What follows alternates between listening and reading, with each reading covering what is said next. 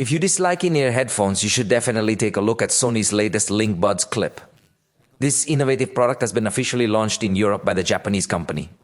These are open-ear type headphones featuring a unique C-shaped clip design. Unlike traditional models, these headphones attach directly to the ear's cartilage, leaving the ear canal entirely unobstructed. This design was popularized by Huawei.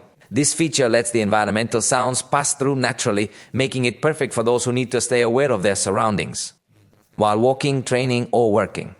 On a technical level, Sony has successfully integrated its advanced AI voice pickup technology for calls, along with a bone conduction sensor.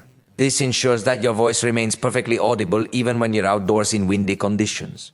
Regarding battery life, these headphones provide 9 hours of usage, with an additional 28 hours provided by the case, totaling 37 hours altogether.